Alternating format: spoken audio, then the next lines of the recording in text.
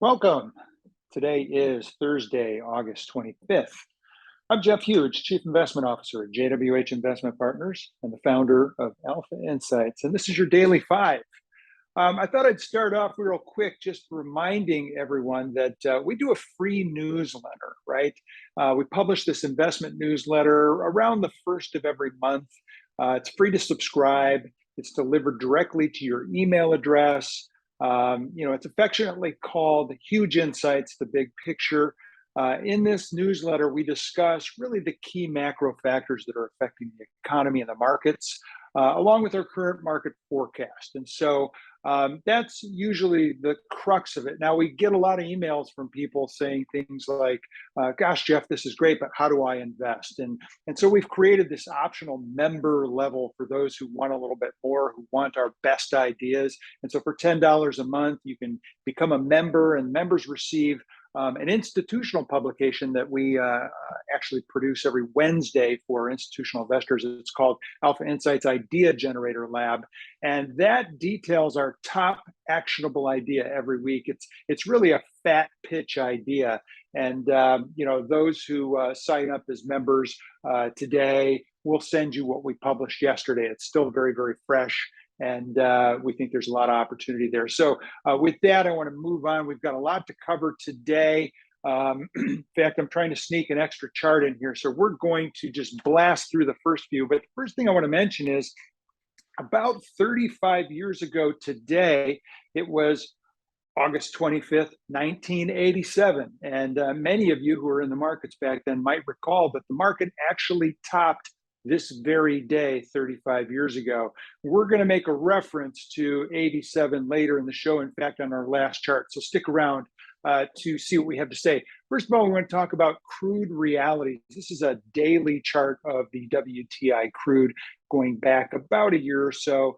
And, what we're really trying to point out here is that, crude dropped in 5 waves over the course of the last couple of months through the low on August 17th.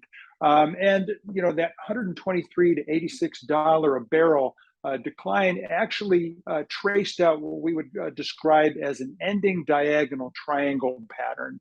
And we think that was probably wave C of an ABC corrective waveform that completed a larger degree 5-wave advance. It's part of a larger degree 5-wave advance, but completed wave 4 of that advance. And so since August 17th, we've seen prices turn up rather sharply following a positive momentum divergence, which tends to accompany things like this. We think it's going to be durable. There's a couple of fundamental factors that people should be aware of. And one is the fact that the Biden administration's planned SPR release of 1 million barrels a day is coming up on its terminal point.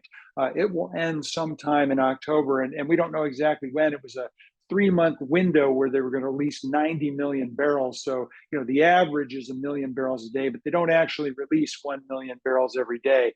It ebbs and flows. So this thing could end anywhere between October 1st and October 31st. So be advised. The second thing to be aware of is the fact that the Kingdom of Saudi Arabia announced yesterday that they are considering cutting production, not raising production as the Biden administration had asked them to do. They are more inclined to try and support crude oil prices, and they would like to keep them hovering around $100 a barrel. Our work suggests, based on our Elliott wave analysis, that we have one more wave to the upside to go. We think that the market could carry as high as $147 per barrel before we reach that target. So that's all we really wanted to say about crude, but be advised that is not helpful to the inflation picture, and we think it could have something to do with the next chart that we're going to talk about. Chart number 2 today looks at the 2-year Treasury yield. And one of the things that we just want to point out to our viewers is that the Fed tends to follow the 2-year Treasury yield. The 2-year Treasury yield ended yesterday around 336. That leaves in place an inverted yield curve that actually has been in place since July 5th. It's the longest stretch that the curve has been inverted between 2s and 10s since 2007. So something to be aware of. That occurred prior to the great financial crisis. Now, according to CME Group's Fed Watch tool, there's now a 58.5% probability that the Fed's going to raise its funds rate by 75 basis points. There's a 41.5% probability that they're only going to raise it by about 50 basis points. The meeting's on September 21st. And, if they do raise by 75 bips, that will push the Fed funds rate up to the 3.25 range, which is kind of zoning right in on where the 2-year is, which is exactly what the Fed does. They are trend followers, just like you and me. They simply follow the 2-year Treasury yield, which is set by the market. And this is kind of, to me, it's vexing a little bit, because those who have been calling for a Fed pivot have clearly not been paying attention to the market. The market has spoken here. 2-year rates are trending sharply higher. They've broken out above that 290 level, and they appear poised to hit the 375 level at the very least. And if we break out above 375, we've got a couple of resistance levels that jump out at us. One is just above 5%. The next one's just below 6%. We don't see this as a real stretch looking out, say, 12 to 24 months, that, 2-year Treasury yields could be pushing north of 375 and approaching 5%. In fact, we've gone out there and discussed a target of 617 for the 10-year Treasury yield. And right now, these two yields are inverted. So it doesn't seem like that's too far of a stretch. But, let's leave it at that. We want to move on to the next chart, chart number 3, which takes another look at volatility.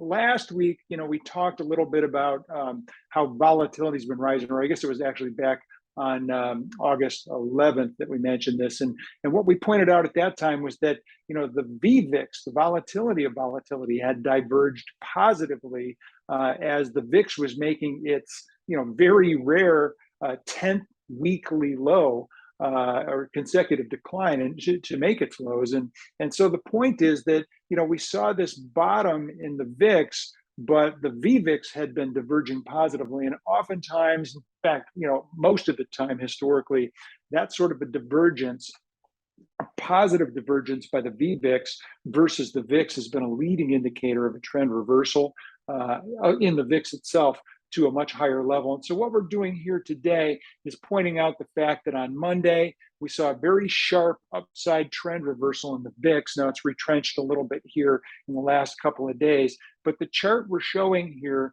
illustrates a ratio of the VIX divided by the VVIX. So that really augments that acceleration in volatility. And we're putting that juxtaposition to the S&P, which is the top chart. And we're showing how these alligator jaws, right? They tend to diverge and then they snap shut like they have in the past. And we think that we're in the process of seeing those alligator jaws poised to snap shut. With that, I want to move on to chart number 4. This is really where we want to begin the presentation. The rest of this was just kind of saying, these are the sorts of things that we need to be concerned about that could be the reason why what we are observing in the market is happening. In our view, the S&P 500 topped on August 16th. That was the end of the bear market rally. This countertrend rally has basically topped.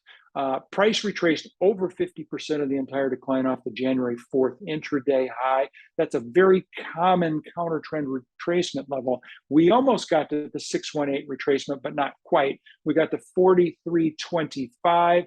That tagged the descending 200-day moving average, which also has tended to mark counter-trend reversals in the past. And price has traced out this classic, counter-trend ABC zigzag pattern. Now, the thing that was interesting last time we were on, we talked about how price had reached 161.8% wave C of wave A, right? And so wave C got to that common level. It actually extended further. It went to 200% of wave A. And that's also a common retracement level. What's interesting to us is that Monday's gap open left in place an island reversal. And as long as that gap isn't filled, that island reversal is a powerful kickoff to what we believe will be the next down leg in this bear market. We would point out that we had a similar sort of island reversal that occurred back in June. In fact, you can see that there was a positive divergence versus momentum back in June, and then an island reversal put in place, and we got this torrid rally in wave C, right? Well, now what we've seen is a negative divergence in momentum, a gap down, leaving an island reversal in place after we've tagged the 200. I think if we break below the 50, that confirms our view that the next leg is underway, and we would be looking for significant downside to new lows. Now, with that, let's take a look at what we're looking for. Chart 5A gives you a bigger picture view. This is a 2-year, almost 3-year look back chart, and you can see this major top formation at top of the head and shoulders variety, right? This classic pattern top, and we've broken below the neckline, we've broken trend, we've broken the 200-day moving average. We reached something a little more than a 38.2% retracement and have rallied back into resistance, into that neckline, into the 200-day moving average, and we've reversed lower in that island reversal pattern. We believe that this is the kickoff of the next wave down, which we believe will be a third wave decline. Now, the important thing in this chart is that we've also overlaid on top of it in green, you can see that in the backdrop, the 13-week rate of change. That's quarterly momentum, right? The 13-week rate of change has turned negative as of last night. It's closed. Today it kicked back positive slightly, but the point is that this quarterly momentum gauge is a real critical factor in determining the health of the stock market. The S&P cannot sustain an advance when the 13-week rate of change is negative. That is a fact. And I'm not going to sugarcoat this, okay? The fact is this momentum measure has turned negative, and it should be considered a serious warning signal. And we think, that the market is really at the precipice of a major decline ahead. By our work, the decline could cut through these two obvious support levels at 3,500 and 3,200 and carry the S&P all the way down to S&P 2250. Now, we outline exactly how we get there in the newsletter, so I'll let you guys subscribe and take a look at that when we publish at the end of the month. But I do want to make reference to the next chart, which is, how can this all happen, right? We talked about this being the 35-year anniversary of the 1987 top, okay? This looks at that entire period, right, from the 87 top to the bottom of the 87 crash, and that was basically a 55-day Fibonacci period where we saw a 41.2% decline from the intraday high in the Dow to the intraday low in the Dow.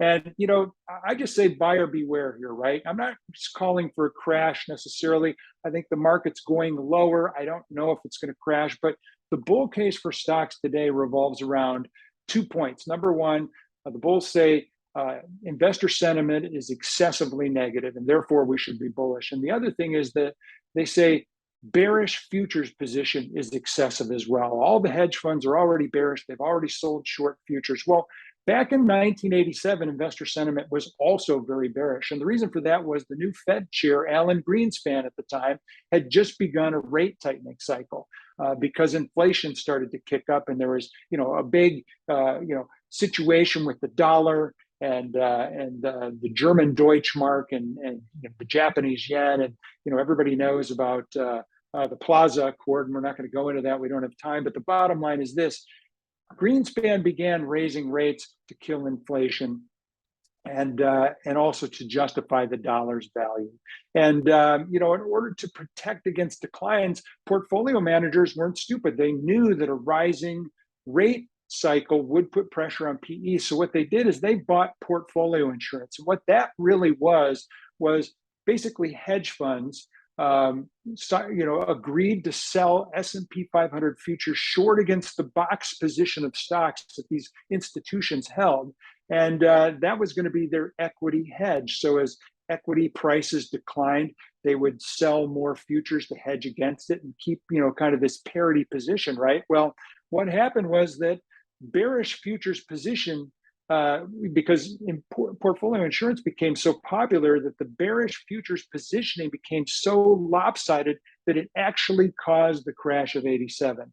And another point that I would make is that the 13-week rate of change went negative right before that crash. So this is something to keep in mind. I'm not calling for a crash. I'm not trying to sound alarmist here. I'm just simply saying that the setup here is not bullish. It's time to take a cautious positioning. With that, I want to wish everybody good luck trading, and thank you very much for following us and watching this video today. If you'd like to follow up with me, you can get more information at my website, jwhinvestment.com. There you can subscribe to the newsletter. You can also follow us on Twitter at alpha_insights. We're on OETV, LinkedIn, or you can send me an email at jhuge@jwhinvestment.com. I'd love to hear from you. Thanks again for watching. Hey guys, Dave Keller here with StockCharts.com. Thanks so much for watching our video. If you enjoyed it, and we hope you did, hit the like button right below. Also, we have so much new content every day. Consider subscribing to the channel. Just hit the subscribe button in the video or right below. Thanks for watching. Stay safe. Have a fantastic day.